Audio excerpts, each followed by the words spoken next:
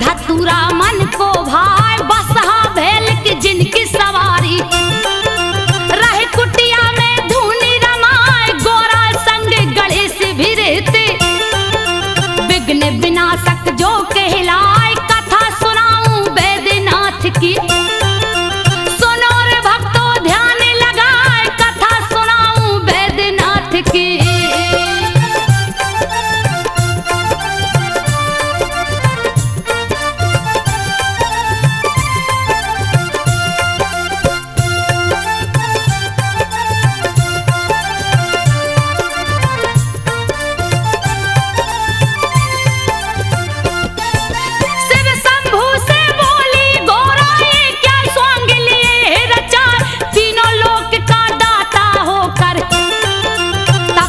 कालिया भेष बनाए सुन के उल्हना तब गोरा की सोने का महल दिया बनवाए गृह प्रवेश करने को शिव जी विश्वेश्वर को लिया बुलाए रावण जिसका बेटा लगता के कसी जिसकी पत्नी कहाए विश्वेश्वर के संग के कसी स्वर महल में गई समाए पूजा का जब हुआ समापन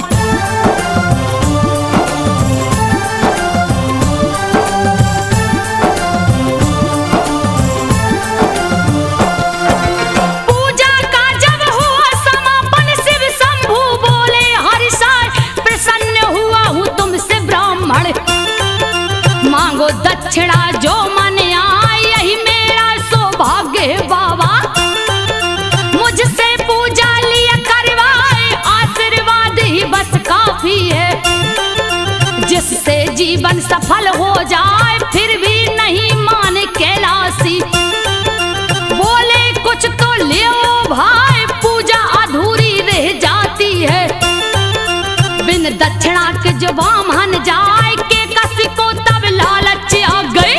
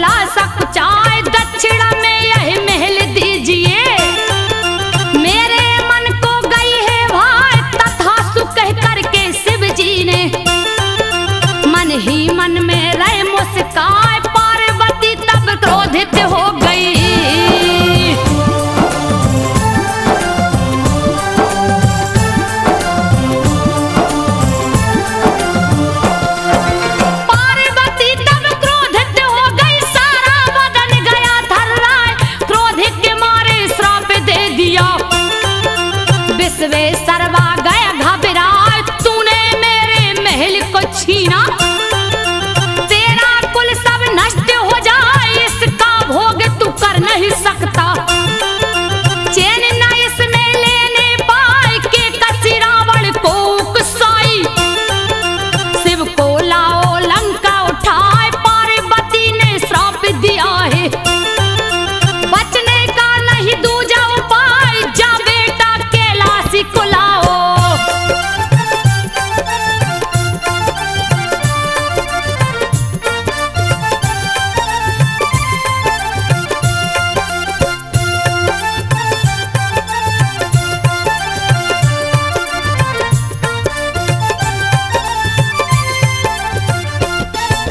जा बेटा कैलाशी को लाओ, नहीं तो लंका ध्वस्त हो जाए।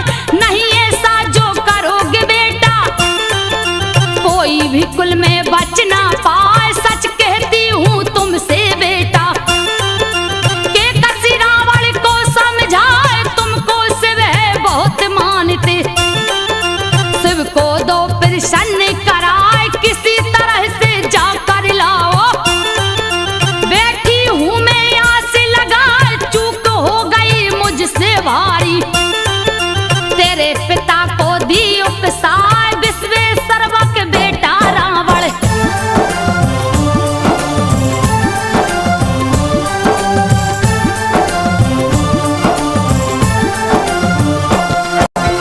विश्वेश्वरवा का बेटा रावण, जिसकी भक्ति कहीं न जाए। निस दिल शिव का पूजन कर लंका से कैलाश को जाए। एक दिन रास्ते में नारद ने मति रावण की दियो घुमाए। बोले नारद जब रावण से, लावो शिव को लंका उठाए। अजर अमर हो जाओगे तुम, बात गई रावण को भाई। जा पहुंचा कैलाशपुरी में, शिव शंभू का ध्यान लगाए। शिव शंभू थे ध्यान मगन में।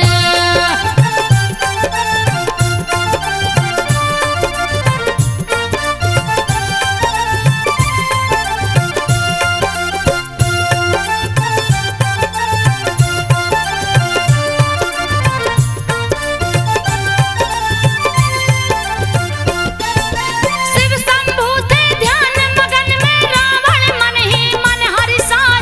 ऐसा मौका नहीं मिलेगा, क्यों ना लूं कैलाश उठाए। रखूंगा जाकर लंकापुरी में, फिर शिव जी को दूंगा जगाए। सोच के ऐसा सब रावण ने कैलाश पर्वत लिया उठाए। हिला कैलाश ओ शिव जी डोले, दिया रावण ने हाथ लगाए। ध्यान भंग हुआ शिव शंभू का, तब जंघा से दियो दबाए। दब गया दोनों भुजा रावण का।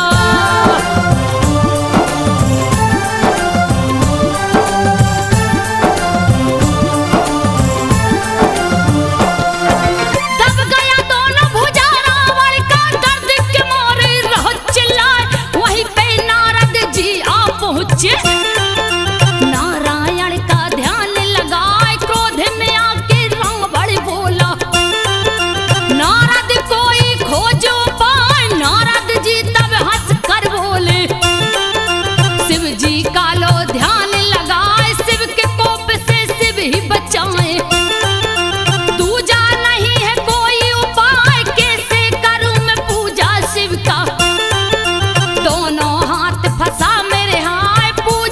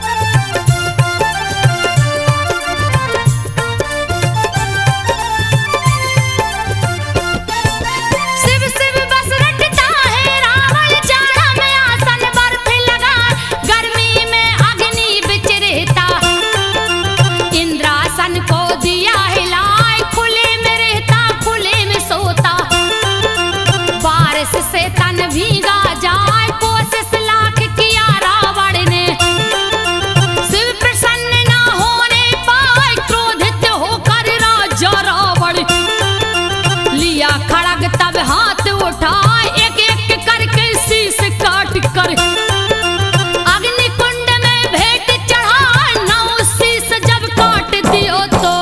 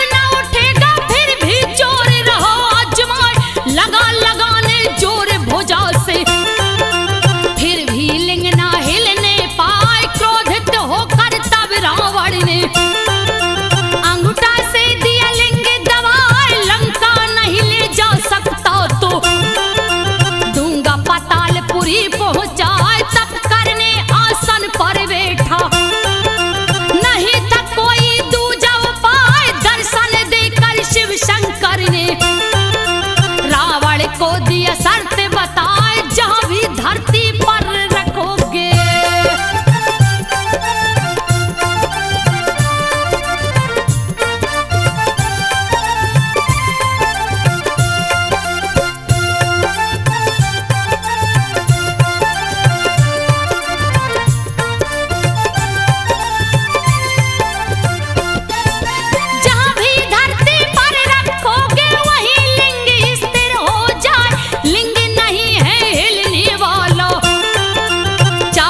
जितना जोर लगा लौट जाओ अब लंका रावण।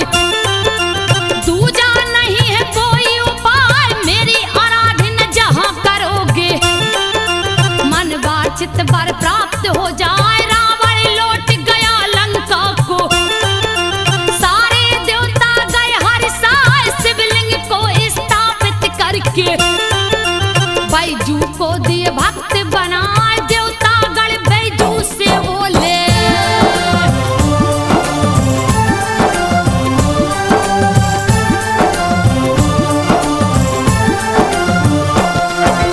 देवता गण बैजू से बोले, जो गंगा जल शिव को चढ़ाए अन्य धन सब दुगना हो जावे। तेरी गैया दुगनी हो जाए, निस दिन बैजू पूजा करता।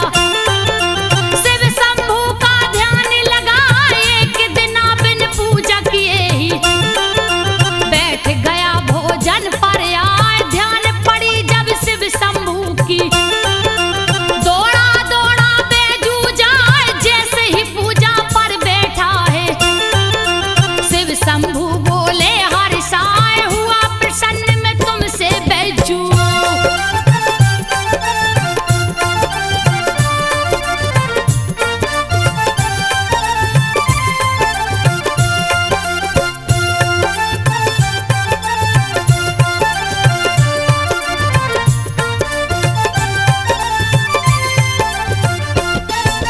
हुआ प्रसन्न मैं तुमसे बैजू, मांगो वर जो दिल में आए। ऐसा वर दो मुझको बाबा, मेरा नाम अमर हो जाए। यो मत शिव जी बोले हैं। बैजू मन ही मन मुस्काए, पहले बैजू नाम तुम्हारा, पीछे नाम मेरा जुड़ जाए। युग युग तक यह पावन धरती बैजनाथ का धाम कहा है। होनी तो होकर रहती है, लेख कर्म का मेट न पाए। राज छिपा एक और है इसमें,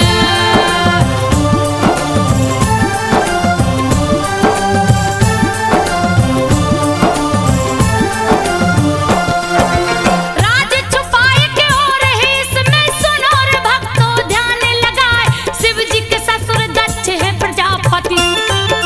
यज्ञ दिया है शुरू करवाए, नर किन्नर गंधर्व देवता सबको न्योता दिया पठाए। नहीं निमंत्रण शिव को भेजा, ए अपमान सहा नहीं जाए। शिव शंभू से सती ने बोला, चलिए यज्ञ को देखा जाए। बिना निमंत्रण में नहीं जाऊं। शिव शंभू बोले समझाए, मगर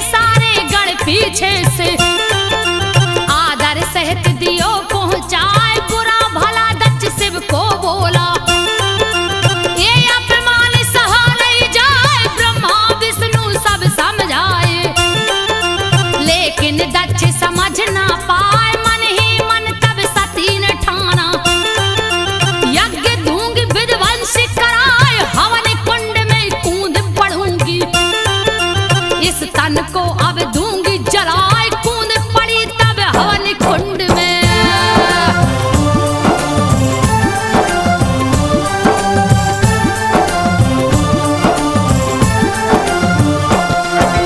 कूद पड़ी जब हवन कुंड में, अग्नि डर से भागी जाए, योगाग्नि को प्रकट किया तब सती ने तन को दिया जलाए, मची तबाही यज्ञशाला में।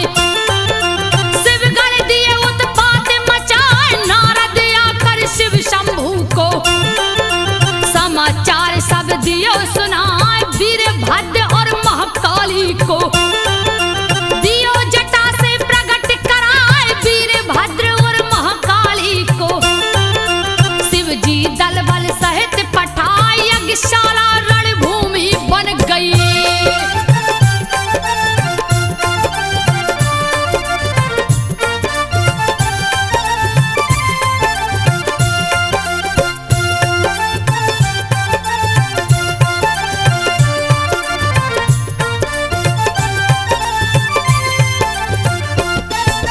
यज्ञशाला रणभूमि बन गई, जिसकी वर्णन कही न जाए, काले लगा प्रत्यक्ष नाचने, दक्ष की सेना भागे पराए, शिव के गढ़ सब क्रोधित हो गए, यज्ञ का दिए नाम मिटाए, माया में बसीभूत शिव ने सत्य के शव को लिया उठाए, मोह भंग होके से शिव का देवता सभी समझ ना पाए, विष्णु ने तब चक्र सुदर्शन सत्य के शव पर दिया चलाए, विष्णु ने तब चक्र सुदर्शन।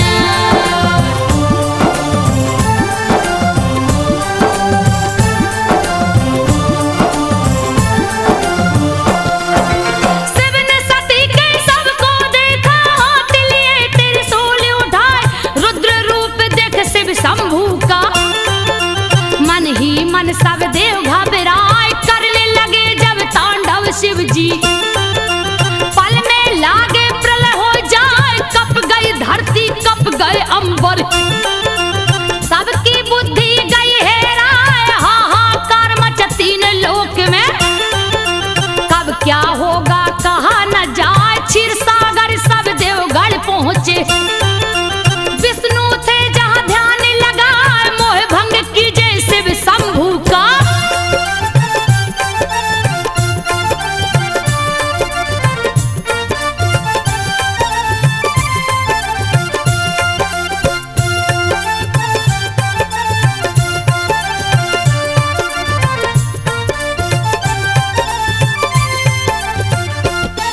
तो मोह भंग कीजे शिव शंभू का, तीजा नेत्र कहीं खुल जाए, जल जाएगा धरती अंबर, जल्दी कीजिए कोई उपाय, बादल गरजे बिजली चमके, हवा बहन लगे साए साए, आंधी तूफान ओला वृष्टि से सृष्टि कहिए ढक ना जाए, सुन के चक्र सुदर्शन धारी, देखा शिव को ध्यान लगाए, गगन में देखा शिव शंभू को, विचरत सती के सबे उठाए, गगन में देखा शिव शंभू को।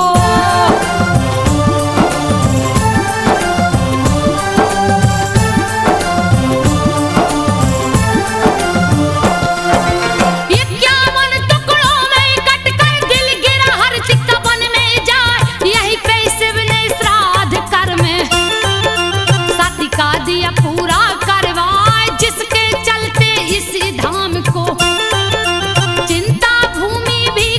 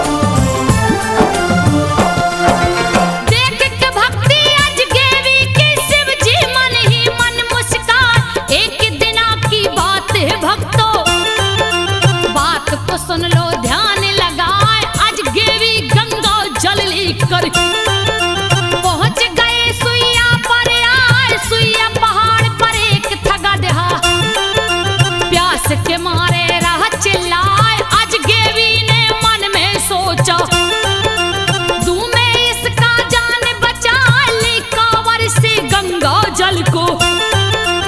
उसके मुंह से दिया लगाए, भक्तों से अपनी लेत परीक्षा।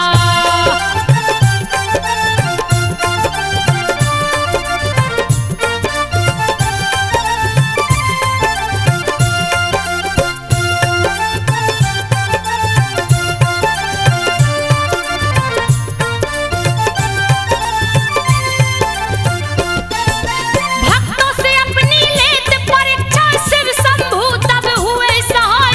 आज गेवी से बोले शिव जी, तेरी भक्ति कहीं न जाए, तेरी तपस्या हो गई पूरी। वर मांगो जो मन में आए, मैं क्या मांगू हे शिव शंभू। धन्य भाग जो दरस दिखाए, दिए वर है फिर आज गेवी को। तू आज गेवी नाथ कहाँ, अपरंपार है शिव की महिमा। सुनो रे भक्तों ध्यान लगाए, अपरंपार है शिव की महिमा।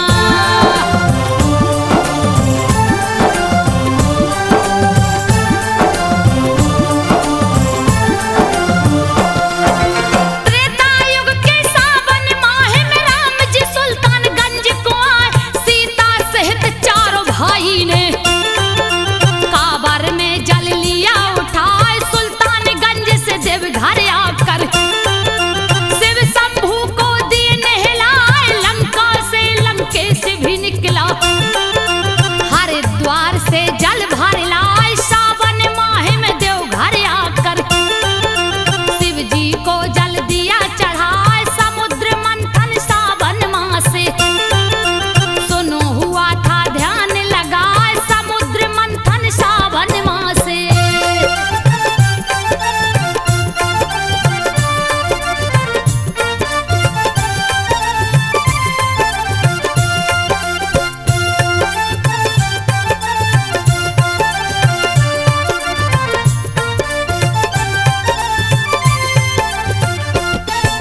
चौदह रत्न निकल कर आया, जिसमें 13 गया बता।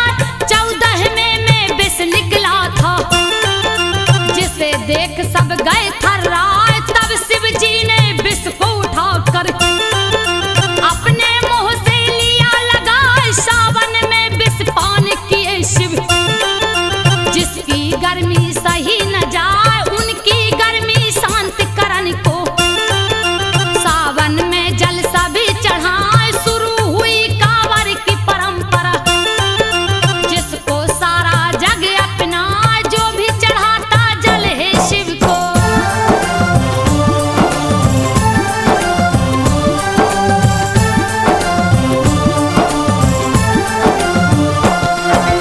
बड़ी विभीषण काल पड़ गया, प्राणी त्राहि माम चिल्लाए। तपने लग गई धरती माता, कहीं ना पानी दिखने पाए। पेड़ पौधे सब सूखन लागे, कोप सूरज का बढ़ता जाए। धरती के सारे प्राणी तो भूख के मारे गए घबराए। व्याकुल होकर भक्त वासुकी लिया हाथ को डाल उठाए। चीरने लगा धरती का सीना, कंद मूल ना दिखने पाए। फिर भी हार न माने वासुकी।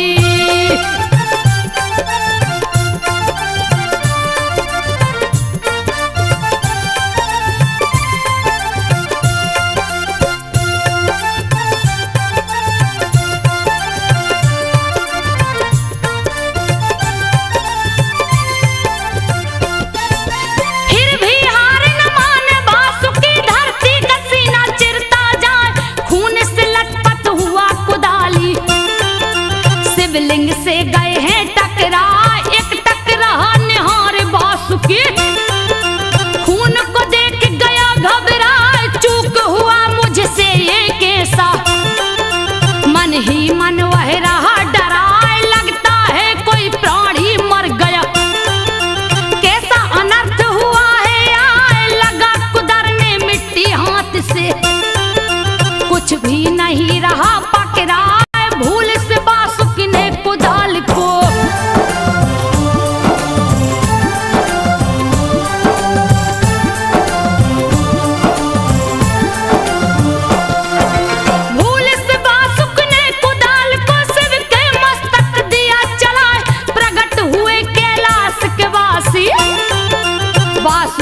कुछ भी समझ न पाए, मस्तक फटा पड़ा था शिव का।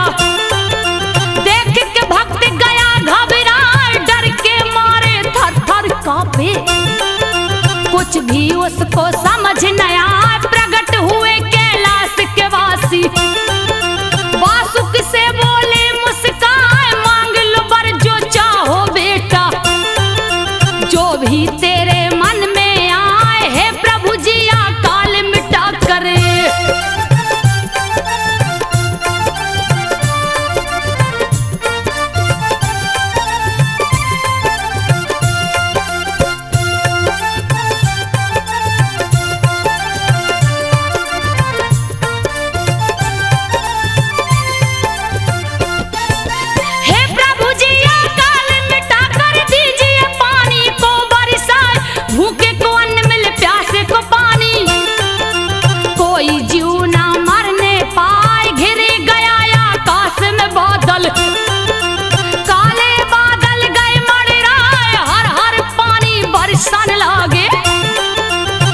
जंतु सब गए हर साय, शिव शंभु वासुकी से बोले, यहाँ 2 मंदिर मुख्य बनाए, नित प्रति मेरी पूजा करना। तेरा नाम अमर हो जाए, वासुकी के नाम पर ही।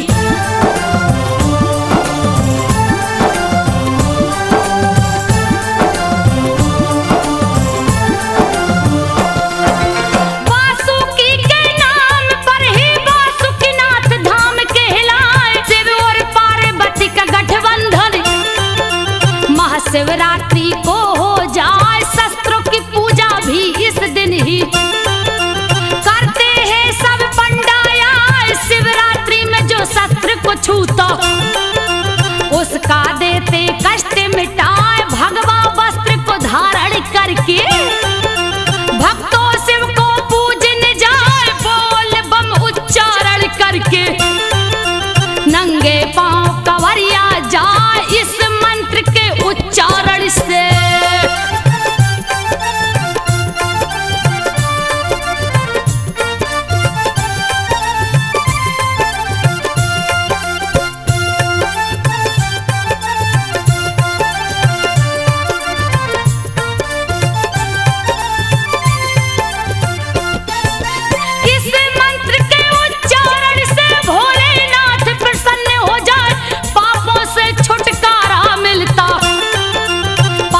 भी शिव धाम को जाए, जो भी ज्योतिर्लिंग को छूता, देते उसकी बिगड़ी बनाए, पुत्रहीन को लड़का होता।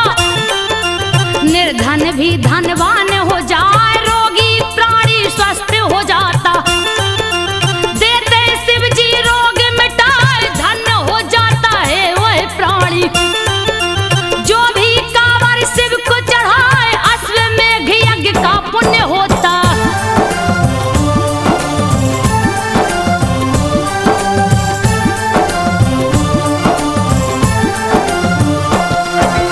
अश्वमेघ यज्ञ पुण्य होता, बोल बम जो कहता जाए, शिव के संग ब्रह्मा विष्णु भी बोल बम से खुश हो जाए। ओम नमः शिवाय भी शिव का पंचाक्षरी मंत्र कहलाए, अश्वनी कुमार बीमार पड़ गए, सारे देवता गए घबराए, लाखों वेदा देख के हारे, फिर भी स्वस्थ न होने पाए, वेद खुद ही रोगी हो गया। कोई दवा समझ ना पाए, व्याकुल हो गई भार्या उसकी।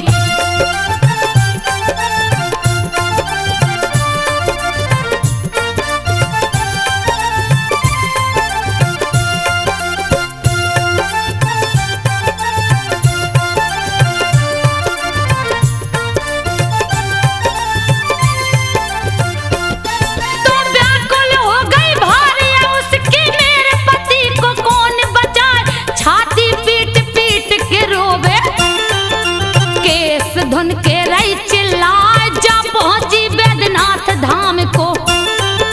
शिव जी आसन जहां लगाए, सर को झुका के शिव से बोली, लीजिए पति की जान बचा, थक हार गई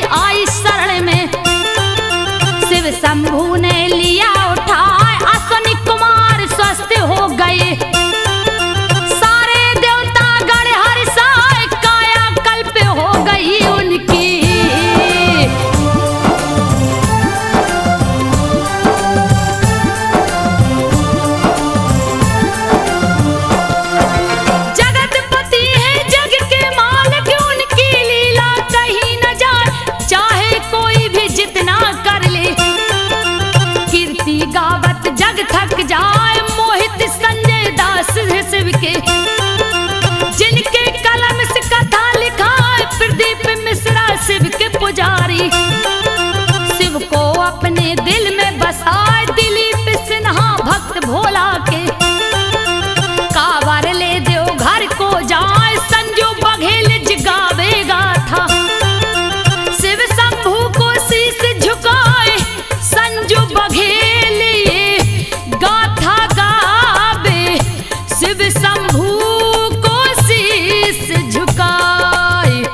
सुन लो भक्तों ध्यान लगाए संजो शिव